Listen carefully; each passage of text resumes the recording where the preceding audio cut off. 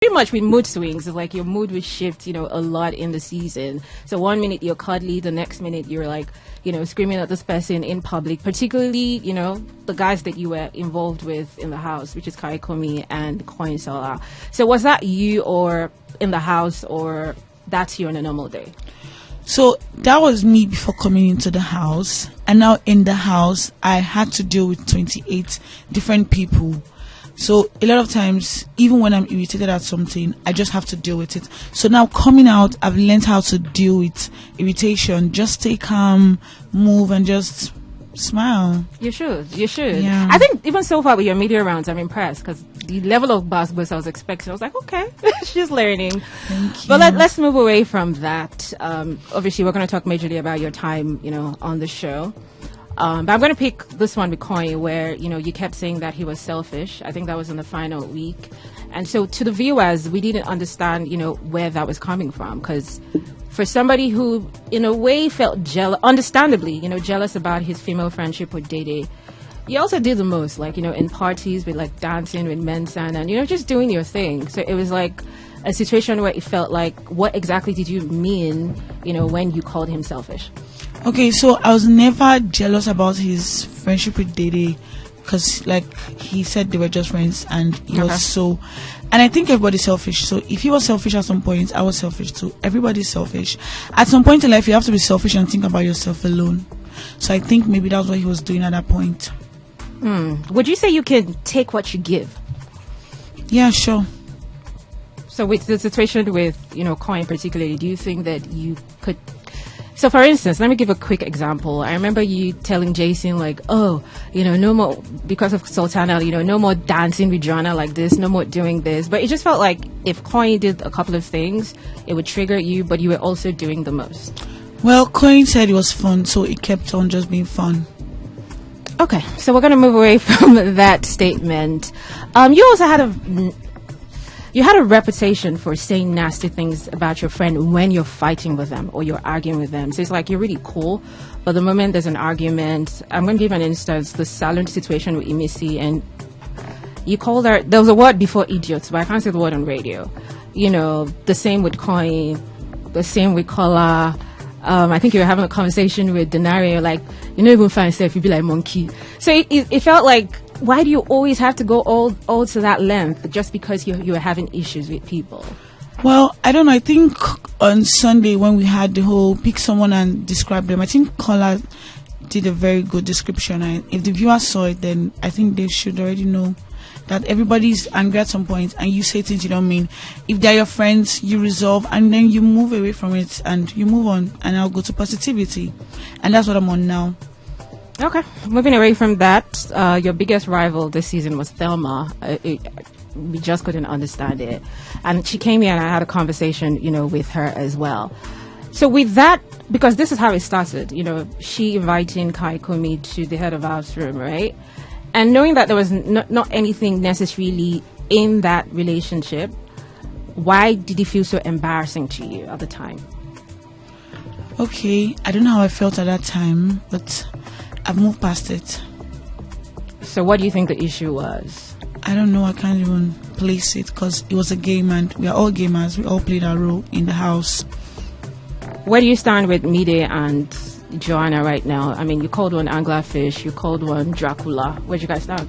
Every feeling was mutual, so we stay mutual. Okay, so we're going to move to K-Bubba. I'm trying to be fast. Hi, K-Bubba. Hi, how you doing? I'm good. The resident chef. I think you're also like the caterer, for the season as well. But how you doing? You good? Yeah, I'm good. And you also secured the finale ticket. All glory to God. Yeah, and you're here. Okay, so first of all, you did not mind spending 10,000 out of the grand finale money. 10 million. 10 million. Yeah. Boy, that was the whole 10 million. Talk to me about that. For this life, you have to make a choice. And for me, that when the opportunity came, it was more of like, I don't know what's going on outside. But now I've been surviving eviction every week. So for me, it was just more like, okay, I'm close to the money. I know it's not a lot of money left in the bank, but I was like, okay, I'm going to give myself a shot to win. I came here to win, so I'll do whatever. You have to do what's right for you. Exactly. Okay. So the beginning of the season, you started piping hot. Like a lot of people, like K-Bubba, the drama. It was K-Bubba and Mensan. 2 times actually. The bread and what was the second one? He called you a bully or something. Yeah. Or you called his mom or something like that. There was you and Imisi. There's somebody I'm missing. There was you and Victory as well, with the whole kitchen. So pretty much, and all of a sudden, you just went really mellow. What happened? Why did you just dip like that? For me, it was just more of like, if you disrespect me, I'm gonna disrespect you back. So for me, when those fights happened, it was just more of like sudden disrespect that I couldn't take. And moving past that, and for me, I started learning how to control my emotions in the house, whereby I feel like I don't need to respond to everything. And there was a day in the house whereby Avatar and Mensa were having an argument, and he still mentioned my name. I could have literally exploded that day, but I didn't give it a shot. So many times I've been provocated in the house, but I just didn't respond, and I just let's how the things go. Instead, I wanted to show more of my leadership side of me. Okay, so you didn't want to get into conflicts anymore. That's what it was. For me, if the conflict came my way, I would definitely have dealt with it. And this is one of my party, we got into a conflict. So if you bring the while I come, I will get and give you. Which leads to my next question, because it was so intense, the things that you said to each other. I'm really shocked because I could never come back from that. So how were you able to come back to a place of friendship with that old Honestly, drama? I would say it's more about mutual connection from the very jump. It took us weeks. I think it was 3-4 weeks we were not really talking. And until inside week 7 we started talking again. And we had a conversation in the garden where she told me how she wanted this friendship to be. And certain way I was talking to her, she didn't like.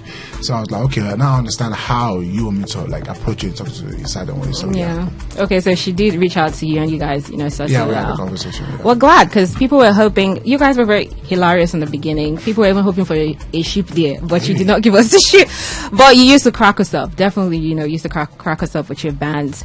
But personally, the one fight that was funny to me, Sha, was the you and Victory one, where you kept taking out the protein, putting it back. It was a lot for me to understand.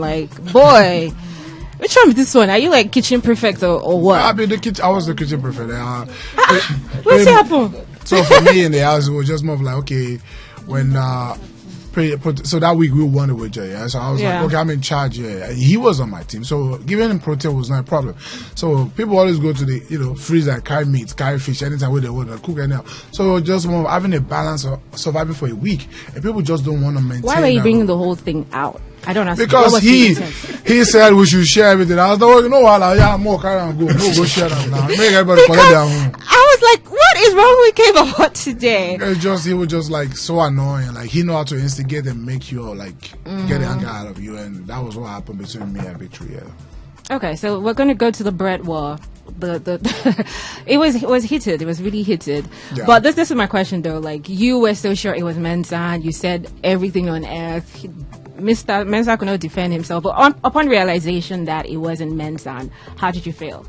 Honestly, I feel damn, excuse me, I approached the wrong person in the wrong way, and I apologize to him. But that's one thing about me. If I know I'm wrong, I apologize and move on from it. So that was it for me, man. Yeah, thank you. We're gonna move to Imisi. Thank you for being fast, by the way. So we move on to our winner of the season. First of all, that Gap girl, nobody stood a chance. 42%. It was just so much love. Somebody cracked the joke that if somebody jumps from, your pole to the next person's pole, the person's going to injure. It was just banned online because, that's how much he swept, the next, whatever. So clearly you were really loved by the, majority. How did that make you feel? But this is not even just winning, just seeing the amount of love that you had. Have you processed it yet? How does that make you feel? I still haven't processed it yet. Mrs. Talk. I know you're tired. Okay. Sorry. I still haven't processed the whole thing yet. It still feels so unreal to me because I wasn't expecting that much love. It's very, very much. I really do appreciate it. But obviously, you also, how do I describe you? You had a fiery spirit, your unwillingness to back down, pretty much to stand on your ground. I think that personally was something I admired about you. But then, you almost felt like every fight this season included you. You were in almost every fight.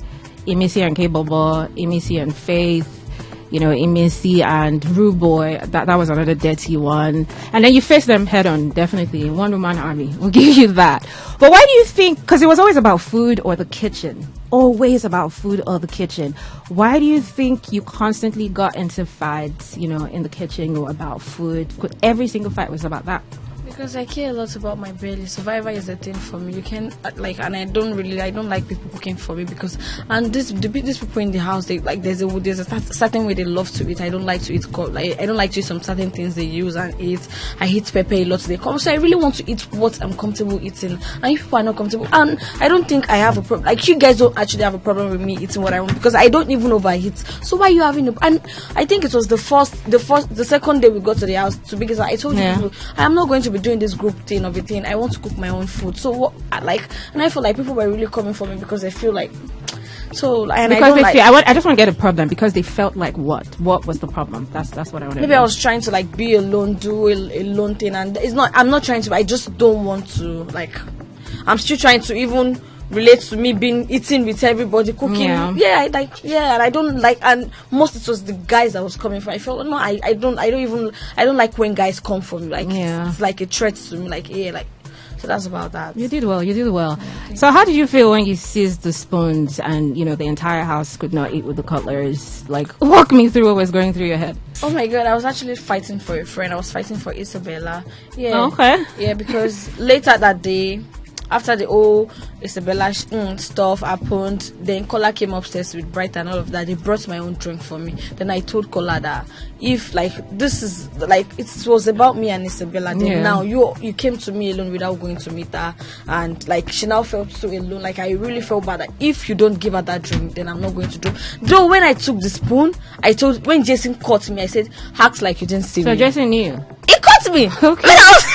It caught me. So I felt like he ran out. Okay, he ran outside immediately to to go and call Kola. Then Kola came to me that, why are you doing this whole thing? And I said that if they don't give me my drink, I'm not going to drop it. So Kola brought the drink, and I said, what about Isabella? He said it's none of his business. Blah blah blah blah. I said no, if you don't bring for Isabella, because this is they were trying to separate her from the other people, and I really felt bad about that if you don't bring it for her. So definitely I feel like they got what it's a reward for what they did. Yes, now because you didn't bring it to her, so and she felt very very bad doing that.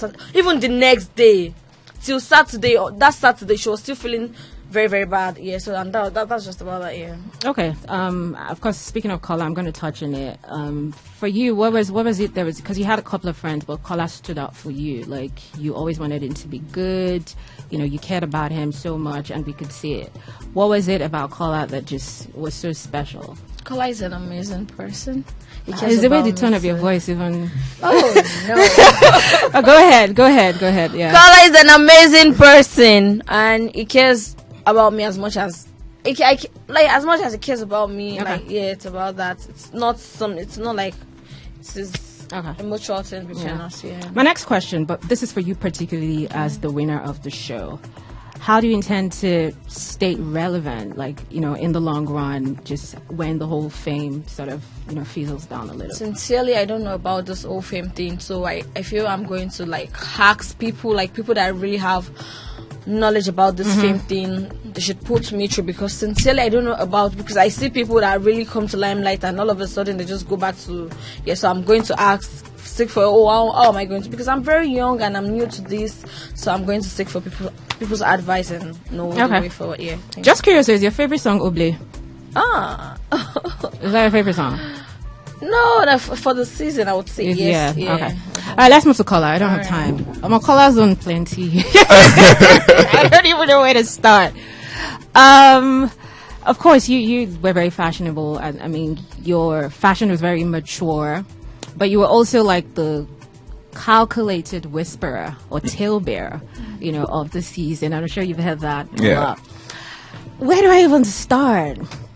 Okay, so first of all, let's start from, help me make sense of this. Zita picks you as head of house guest. Yay, I'm happy you accepted. And the next thing, you are apologizing to Dede. Why? So, to be honest, I feel like a lot of things happen in the house that wasn't captured. And I think at the end of the day, as a viewer, you're going to see things from one standpoint, from a camera angle. You're not going to see every conversation that was had. And to be honest, that was it doesn't just like it didn't add up. But a lot of times, I think it is what it is, and I've moved on from it. Okay, moving on from that, because we still have to, talk about, I know. Things that happen in the house. What was your strategy or ship? Like going into the house, were you thinking, what strategy can I play? Was it ship for you? To be honest, not at all. I went into the house and I wanted to be in the moment, be myself. And I'm a selfless person, like I'm a selfless romantic person, and I think it was what it was. I did not think of anything other than that. I think if I wanted so badly to be in one, I could have gone to any other person. I could have done anything, but at the end of the day, that was what it was, and pretty much. I got to talk about just a little bit because it was giving. Carla just wants like an aesthetics, ship, and you spoke about her looks a lot. But then, you said, you made comments like, I think when people look at us, they think we look good. When Dede particularly came back from the secret room, you said, you are my storyline. So can you see how the performative that could have looked? At the end of the day, I would say that everyone, like, it's a reality TV show. Yeah. And I feel like everyone came on that show doing what they needed to do for themselves to make it through to the very end. I would say that I was on the show being myself. I think that was the most important thing for me. When I actually made that statement, I just said it more like everyone, like there's literally, everyone has to, if you think of somebody, there's something that has to come to your mind. And that was just what I meant by that. It wasn't like a thing it wasn't pretty much that. Okay. We're going to move on from that. Let's just talk about Jason, because I feel like you've spoken about Dede a lot. You did mention that you had not really said anything negative or talked about Jason, some type of way. But then there were just few instances, where you compared him a lot in the arena game. Statements with Bright, like, it's the people I'm in this competition with that is even making me mad. If it was Bright, I'll understand. The situation where he was rapping, I don't make breakfast in Big Brother's house. You also kind of started it with insinuating that, don't catch STD. But then you went to tell Dede that he was the one that, just went full on. So what do you mean by you were not having any conversations about Jason when you told him about that? To be honest, regarding Jason, I have no words. Okay. You guys is that bad? No. I just don't have any words about it. Like, it's, it is what it is. Okay. All right. So let's see. I just one question though. Where do you stand now with, Dede, Jason, both of them? Right now, to be honest, I never knew that outside the house it was a huge thing regarding me. Yeah. I never knew I was trending every single time in regards to what was going on in the house. Yeah. I thought I came on that show and it looked like I was not like a strong link or strong character in the house. So coming out and saying all the love and saying all the all my knights falling for me and defending me and seeing me for who I really was, it really meant the world to me. And that's all I care about right now. I'm focused on me, focused on my life, focused on my career. And like my Isabella would say, game over. Okay, so I'm going to move to Sultana, but before that, you made us really laugh where you were like, I don't want to fight, I'll break the TV. And then when you were eating without Steve. Oh, yeah. I was like, wait, I'm on national TV. All right, Sultana, real quick. That was funny. Northern Queen, you were like the storm and the stillness at the same time, and of course you won, HOH, at the most crucial time. First of all, earlier this season, you have the reputation of just maliciously gossiping about people, particularly Dede, and I know you've heard this a lot. But this is where I'm coming from. Watching the show on day 2, you said things like you saw her, during the auditions, and she had a wig and her glasses, and you said stuff like she was insecure. Sometime, I think between week 1 and week 2, of course, you've heard about this one, saying that the only thing fascinating about her is what is there, like the physical appearance. And I think, I'm not sure, but somebody chipped in, no depth, and you affirmed that. How did you get to that conclusion just day 2? I didn't get to that conclusion. I just repeated what someone said. It was a conversation that we were having, and then it was a continuation of the conversation we were having, and I just repeated what the person said. You repeat? Plus the whole medical thing. Yeah.